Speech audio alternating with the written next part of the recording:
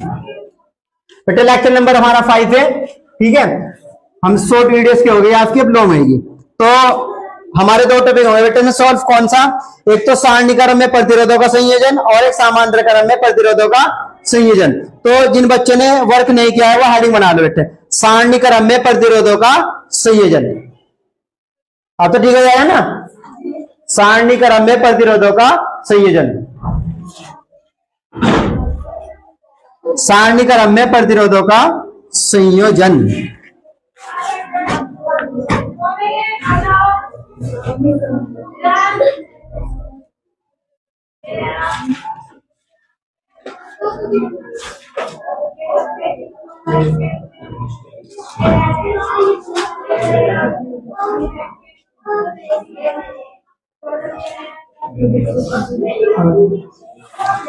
बना लिया हेडिंग में सबने? लिखो बेटा, पहले लिख लो, सारणी क्रम में सभी प्रतिरोधों में धारा समान प्रवाहित होती है। सारणी क्रम में सभी प्रतिरोधों में धारा समान प्रवाहित होती है, परंतु ये लिख लो बेटे, परंतु विभवांतर भिन्न भिन्न होता है। एक बार और सुन लो बच्चे, सारणी क्रम में सभी प्रतिरोधों में धारा समान प्रवाहित होती है परंतु विभवांतर भिन्न भिन्न होता है। तो सारणी क्रम में जब प्रतिरोध जुड़े होंगे तो धारा क्या रहेगी? समान, और विभवांतर क्या रहेगा? अलग अलग। पढ़ के आ रहे बेटे, हम पढ़ रहे प्रतिरोधों का संयोजन करना। दो मेथड से होगा, सारणी क्रम और समांतर क्रम।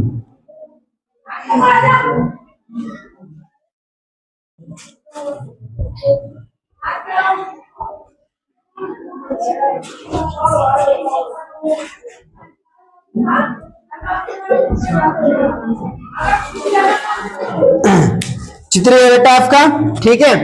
धारा हमेशा प्लस से किसकी ओर बहती है? माइनस की ओर। छोटा सिरा माइनस का और बड़ा सिरा प्लस का, तो धारा आपकी जाएगी प्लस से माइनस की ओर।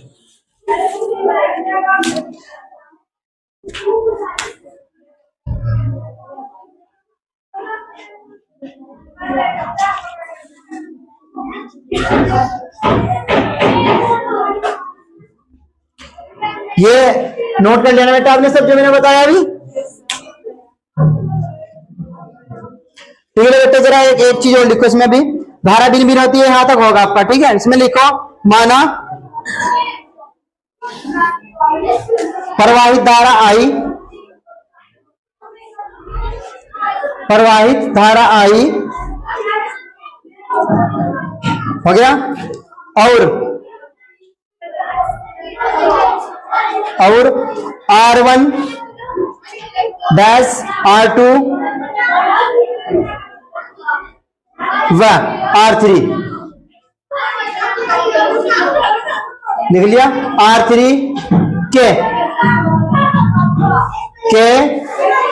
सिरों पर विभवांतर क्रम से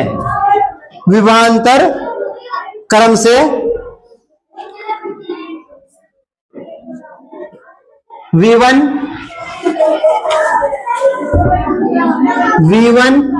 V2 व V3 है। क्रम से का मतलब ये बेटे, जो R1 है उसके सिरों पे विभवांतर कितना है? V1। जो R2 इस पे विभवांतर कितना है? V2। और जो R3 इस पे विभवांतर कितना है? V3। अब हम क्या करेंगे बेटा, यहां से देखो, हमेशा जो चीज अलग अलग होगी उसका योग करेंगे। क्या करेंगे? उसे कुल निकाल लेंगे, उसका टोटल विभवांतर कितना है। तो यहां देख लो, जो चीज आपको लिखने की तो वो नोट करा दी है। अब लिखेंगे कुल विभवांतर। क्या लिखेंगे? कुल विभवांतर। तो V equal to V1 plus V2 plus V3, ये हमारे पास इसके लिए कुल विभवांतर का क्या हो जाएगा? फॉर्मूला, ठीक है बेटे। ओम के नियम से क्या है हमारे पास? ओम के नियम से V बराबर I इंटू R, V बराबर I इंटू R। अब देखो हमारे पास अलग अलग क्या है? विभवांतर।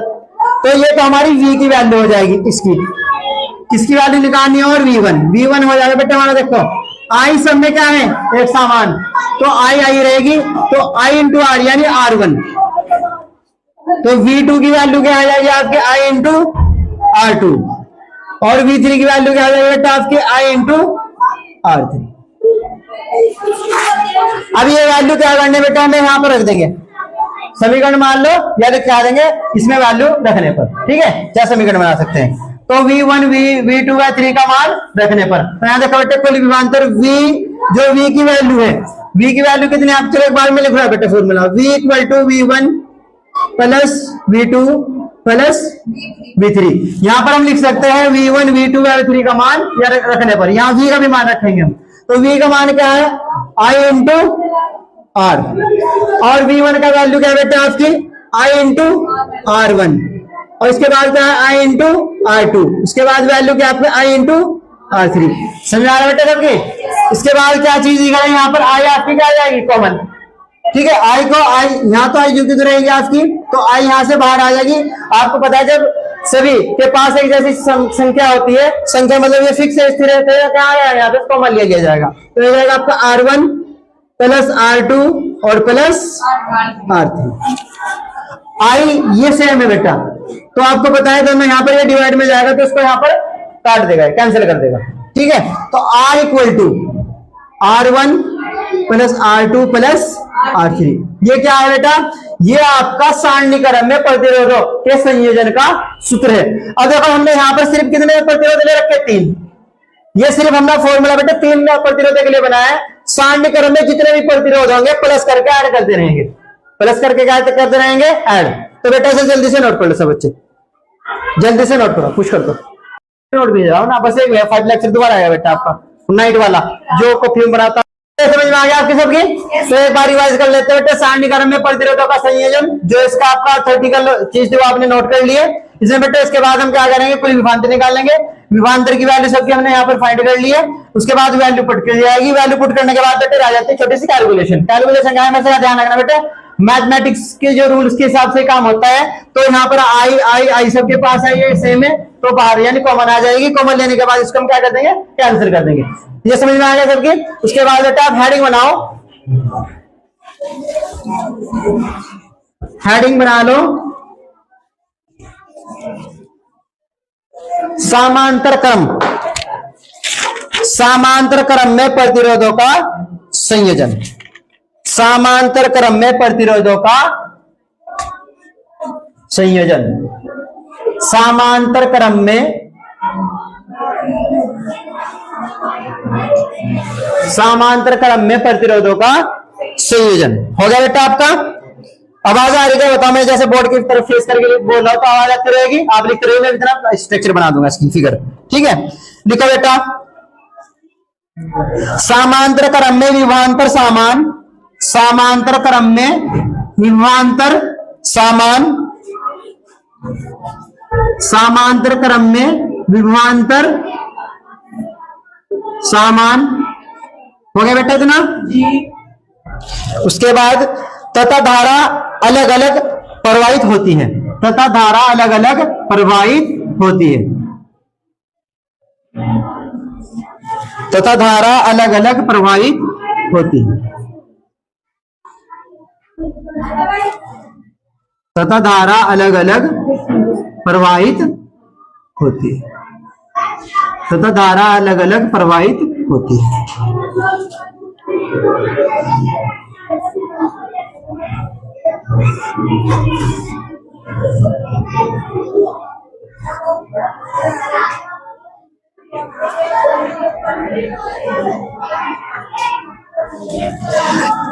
यहां तक हो गया आपका सबका।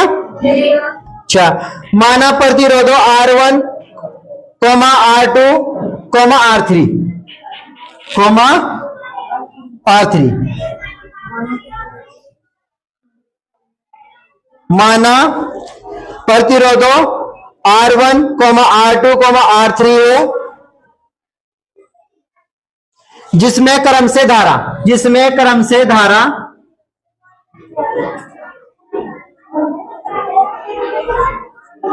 जिसमें क्रम से धारा I1, I2, I3 coma I3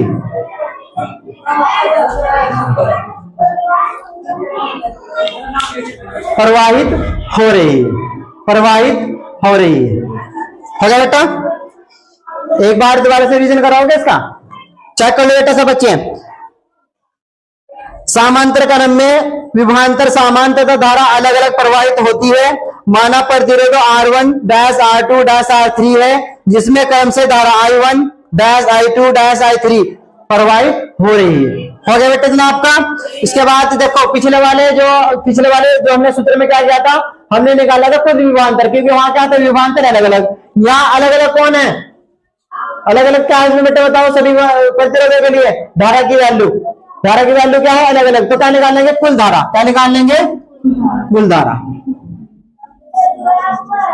कुल धारा। तो I इक्वल टू हो जाएगा बेटा I1 plus I2 plus I3। बेटा जरा इसको समझ लो कि हम ऐसा क्यों लिख रहे हैं। यहां देखो बेटा ध्यान के साथ में, यहां से हमारी चली I, क्या चली है I, भाई प्लस से माइनस क्या हो जाएंगे। अब यही I यहां पर आकर इसके 3 पार्ट हो गए, कितने पार्ट हो गए भाई, एक पार्ट यानी I1, दूसरा पार्ट I2 I3, यानी ये तीनों है ना, ये इसी का पार्ट है भाई। हमने एक एप्पल लिया, उसके 4 पीस बनाए, वो कंप्लीट कब होगा जब चारों पीस को मिलाएंगे। तो ये धारा कब कंप्लीट होगी, यानी जितने भी डिवाइड हुए उन सबको मिला दिया जाए। तो कितने डिवाइड हुई है 3 हिस्सों में, कौन I1 I2 I3, समझ में आएगा ना सभी को। बहुत से बच्चे सोचने के कुल धारा में एकदम I1 I2 3 क्यों कर रहे हैं बेटे, ये जो धारा थी ये कुछ देर के लिए बढ़ गई थी, कब जब ये यहाँ पर आई थी, इनके रास्ते अलग अलग हो गए, तो अलग रास्ते होने के बाद फिर अलग से, उसके बाद आने के बाद फिर आई हो जाएगी। क्लियर हो गया? क्लियर बेटे देखो इन तीनों प्रतिरोधक जो प्रारंभिक और अंतिम बिंदु है ना वो सेम है, और विभवांतर का जो खेल रहता है ना, जो विभवांतर का सिस्टम रहता है वो प्रारंभिक और अंतिम बिंदु पे रहता है डिपेंड। तो से बच्चों की तो यह सिस्टम। तो आई जैसे हमने ओम के नियम से विभवांतर का फॉर्मूला निकाला था, यहाँ पर आई के लिए निकाल लेंगे। जरा यहाँ देखो बेटे, तो आई तो हमारे पास वही है ओम का नियम, ओम का नियम क्या बेटे, ओम का नियम हमारे पास V बराबर I इंटू R। पिछली बार बेटे वैल्यू निकाली थी किसकी, V की, तो कौन अकेला क्या था, V अकेला क्या गया था, वो तो पहले से ही है। वैल्यू किसकी निकालनी, I की, तो किसको अकेला करना पड़ेगा, I को। तो जब आप यहां से I को अकेला करोगे तो I हो जाएगा बेटा आपका I बराबर, ये R क्या में है मल्टीप्लाई में, क्या में आएगा बेटा डिवाइड में, V अपॉन, ये तो होगा I की वैल्यू। अगर मैं I1 लिखूं तो क्या आएगा बेटा, देखो V सबके लिए क्या है सेम, R क्या है अलग अलग।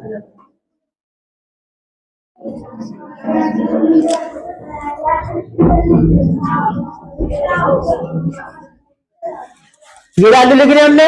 इसके बाद बेटा हमें क्या करना है, ये तीनों वैल्यू क्या करनी है लिख देंगे, I1 I2 I3 का मान रखने पर। समीकरण भी नाम दे सकते हैं बेटे, जैसे हम क्या करते हैं समीकरण एक नाम देंगे, लिख देंगे समीकरण 1 में I1 I2 I3 का मान रखने पर, ये भी लिख सकते हो आप। कुल मिला के आपको पता रहना चाहिए ये वैल्यू रख कहां रहे हैं, समझ में आ गया। तो क्या करेंगे, I equal to I1 I2 plus I3, इसके बाद लिख देंगे बेटे यहाँ पर नीचे I1 I2 I3 का मान रखने पर। तो I1 की वैल्यू क्या बेटे, यहाँ देखो सिंपल I की वैल्यू देखो तो V अपॉन R, क्या है आपकी V अपॉन R। यहाँ क्या बेटे देखो V सेम है, V सब के लिए सेम बराबर बिल्कुल एक समान, तो R1 plus V upon R2 plus V upon R3। Clear होगा बेटा आपका। इसके बाद देखो बेटे वहां पर कॉमन क्या आता है, यहाँ पर क्या चीज सेम दिखाई पड़ रही है आपको V, तो V कॉमन आ जाएगा, तो V यहाँ तो सेम रहेगा जैसे है एज इट इज। तो V जब बाहर लोगे तो देखो बेटे ये हो जाएगा 1 अपॉन R1 प्लस ये हो जाएगा 1 अपॉन R2 और ये हो जाएगा आपका 1 अपॉन R3। क्लियर हो गया बेटे। देखो अगर इस V की मैं अंदर मल्टीप्लाई कर दूं, जैसा ऊपर था ना ऐसा ही हो जाएगा सेम, तो ये V से V कैंसिल हो जाएगा, यहाँ क्या आएगा आपका 1। ठीक है, जरा ध्यान के साथ देखो बेटा, तो यहाँ आ जाएगा 1 upon R equal to 1 upon R1 plus 1 upon R2 plus 1 upon R3। ये फॉर्मूला किस चीज के लिए बेटा, ये समांतर क्रम में प्रतिरोधों का संयोजन है, समांतर क्रम में प्रतिरोधों का क्या है संयोजन, समझ में आ गया। तो लिख देंगे एक तुल्य प्रतिरोध भी, कुछ जगह बोलते हैं कुल प्रतिरोध और कुछ जगह बोलते हैं तुल्य प्रतिरोध, तो कंफ्यूज नहीं होना, फॉर्मूले याद रखने में। जब वो कहेगा समांतर क्रम में प्रतिरोध जुड़े हुए वैल्यू देगा, तो यहाँ पर वैल्यू लिख देंगे बेटा। इसके बाद थोड़ी सी मैथमेटिकल कैलकुलेशन आएगी आपकी।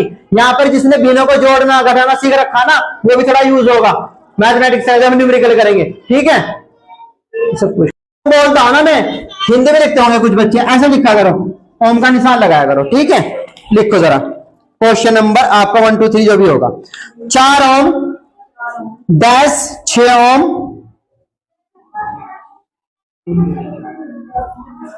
ठीक है। उसके बाद आगे बेटे डैश लगाओ 8 ओम के प्रतिरोधों को सारणीक्रम के प्रतिरोधों को सारणीक्रम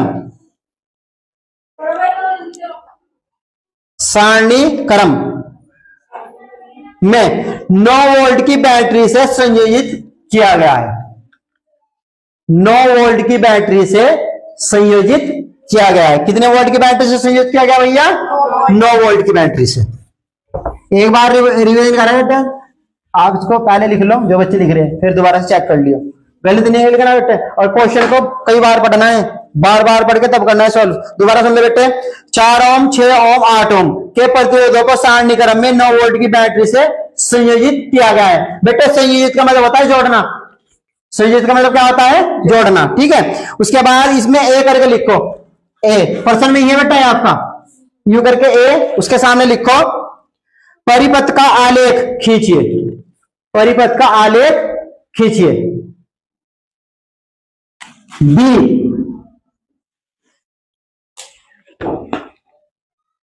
परिपथ का आलेख खींचिए, लिखा बेटा सबने। कुल धारा की गणना कीजिए, कुल धारा की गणना कीजिए।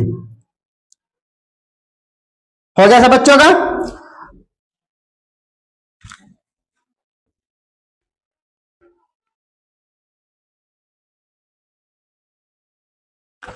हो गया बेटा सबका?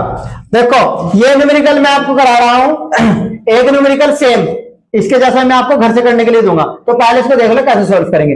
बेटे हमें क्या कर रखा? 4 ओम 6 ओम और 8 ओम, ये 3 प्रतिरोध दे रखे और 9 वोल्ट की बैटरी दे रखी। ये किस क्रम में जोड़ रखे? सारणीक्रम में। हमें पहले इसका चित्र बनाना है। क्या बनाना है? चित्र। बेटे सारणीक्रम में प्रतिरोध आपको भी दिखाए थे कैसे जोड़े जाते, एक के बाद एक। तो सबसे पहले क्या करो आप, जब फिगर बनाओगे तो 3 प्रतिरोध का सैंपल बनाओ।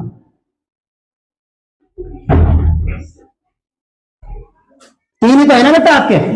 3 प्रतिरोध है। एक कितना ओम का है? दूसरा 6 ओम, तीसरा 8 ओम। ये 3 प्रतिरोध हो गए बेटे। बैटरी कितनी वोल्ट है? 9 वोल्ट। बेटे जितना कहा गया है ना इतना ही काम करना, क्योंकि इसमें बहुत सारी चीज लगा सकते हैं हम, और बैटरी को कहीं पर भी लगा सकते हैं परिपथ में। ठीक है, पर एक बात याद रखनी है, छोटा सिरा माइनस और बड़ा सिरा प्लस। तो ये तो हो गया हमारा पहला आंसर ए का। ठीक है, क्या कहा था उसमें? आलेख खींचिए। आलेख क्या दिया? चित्र क्या दिया बेटे? चित्रण कीजिए, आलेख खींचिए, प्रदर्शित कीजिए। तो चित्र बना के छोड़ देंगे, पहली बात का आंसर है, सिर्फ इतना करना। और उसके बाद देखो बेटे बी में क्या करना है हमें? बी में निकालनी है कुल धारा। बी में क्या निकालनी है? बेटे देखो बी में कुल धारा निकालनी है तो हमारे पास है ओम का नियम, V बराबर I इंटू क्या निकालनी है? कुल धारा। तो अकेला किसको करेंगे यहाँ पे? धारा को। तो ये क्या है यहाँ पे? मल्टीप्लाई क्या में आएगा? डिवाइड में। अगर सही करके लिखेंगे होगा V अपॉन R। यानी हमें विभवांतर चाहिए कितने वोल्ट की बैटरी? 9 वोल्ट की। ठीक है, और क्या चाहिए बेटे? ये जो R है ना ये कुल प्रतिरोध है। ये क्या है? कुल प्रतिरोध। अगर मान लें हमने किसी एक की वैल्यू रख दी तो सिर्फ इसका मतलब क्या पता लगेगा, यानी इसमें कितनी धारा बह रही और इसमें कितनी, अलग अलग लेंगे, टोटल जोड़ के पता लगेगा धारा का, टोटल जोड़ के पता लग जाएगा। अब यहां देखो बेटा, तो ये आई हमारी बह रही है यहाँ पे। तो सबसे पहले क्या करना पड़ेगा? हमें कुल प्रतिरोध निकालना पड़ेगा। तो बी में पहले लिख लेंगे दिया है, क्या है? दिया है। बेटे दे रखा क्या? हमारे 9 वोल्ट की बैटरी है। 9 वोल्ट की क्या है भाई? वही तो विभवांतर होगा ना बेटा। उसके बाद मान लेंगे, क्या कर लेंगे? मान लेंगे R1 R2 और R3। R1 यानी 4 ओम, ठीक है। उसके बाद R2 6 ओम और R3 हो गया। किस क्रम में जुड़े हैं? प्रतिरोध किस क्रम में जुड़े हैं बेटा? सारणी क्रम में। कौन से क्रम में जुड़े हैं? सारणी क्रम में। तो यहां लिख देंगे सारणी क्रम में प्रतिरोधों का संयोजन। संयोजन लिख सकते हैं या लिख सकते हैं तुल्य प्रतिरोध। बेटा देखो क्या होता है, ये होता है आपका R बराबर R1 plus R2 plus R3। मैंने भाई आपको बता बेटा अगर होल होते ना प्लस कर देते, 3 ही है तो 3 ही लिखे जाएंगे। तो R इक्वल टू R1 की वैल्यू कितनी है? 4, R2 की और R3 की जोड़ो, 4 और 6 10 और कितने हो गए? 18। तो ये जो 18 है ना, ये बेटा कुल प्रतिरोध आया। क्या है आपका? कुल प्रतिरोध। पर निकालना क्या है? कुल धारा। क्या निकालने बेटा? कुल धारा। अभी आपने लिखा है यहां पे, यहां समझ लो बेटा जरा, यहां लिख देंगे ओम के नियम से। क्या लिख देंगे? ओम के नियम से। ठीक है। ओम का नियम बेटा डायरेक्टली हमने फाइंड किया था, क्या आता? देखो वैसे तो V बराबर I इंटू R, क्योंकि I की वैल्यू निकालनी तो I बराबर हो जाएगा V अपॉन R। ठीक है। तो V की वैल्यू कितनी है? 9। ठीक है। और R की वैल्यू कितनी है बेटा आपकी? 18। ठीक है। तो इसको जब आप काटोगे यानी आप डिवाइड करोगे तो कितना आएगा? 1/2। जब 1/2 को डिवाइड करोगे तो आएगा आपका 0.5। और धारा का मात्रा क्या होता है? एम्पियर, यानी 0.5 एम्पियर। It is answer. समझ आया सब बच्चों की? एक बार और देख लो बेटे जरा, दोबारा बता दो आपको। 4 ओम, 6 ओम और 8 ओम के 3 प्रतिरोध सारणी क्रम में जुड़े हैं। 9 वोल्ट की बैटरी है। एक पहले ए में क्या बनाना था? चित्र बनाना था, तो पहला आंसर हो गया। फिर उसके बाद बी में पूछा है कुल धारा। बेटा कुल धारा निकालने के पास हमारे पास कुल विभवांतर होना चाहिए और कुल प्रतिरोध होना चाहिए, तो निकलेगी कुल धारा। तो उसके बाद हमने क्या किया? ये हमने देख लिया कौन से क्रम में जुड़े रहते हैं? सारणी क्रम में। सारणी क्रम में प्रतिरोधों का संयोजन कैसे किया जाता है अभी हमने पढ़ा देते हैं। इसके लिए फॉर्मूला है R बराबर R1 plus R2 plus R3 plus R4। जितने भी R जुड़े होंगे सबको प्लस कर देंगे। 3 R थे, तीनों को रखा और ऐड कर दिया। उसके बाद हमारे पास है ओम का नियम। क्या था हमारे पास? ओम का नियम। ओम का नियम क्या है? V बराबर I इंटू R। बेटे वैल्यू किसकी निकालनी है? I की। तो I की वैल्यू कैसे निकलेगी? I equal to V upon आ जाएगा R। ठीक है। V और R की वैल्यू पुट करेंगे, आएगा 1/2। बेटे मैथमेटिक्स की जो कैलकुलेशन है वो आपकी थोड़ी सी पक्की होनी चाहिए। पॉइंट वाले सवाल तो कम से कम आने चाहिए। ठीक है। ये बार बार आएगी इसमें कैलकुलेशन। तो ये आ जाएगा आपका 0.5 एम्पियर। याद रखना धारा का मात्रा क्या आता है? एम्पियर। नोट कर लो।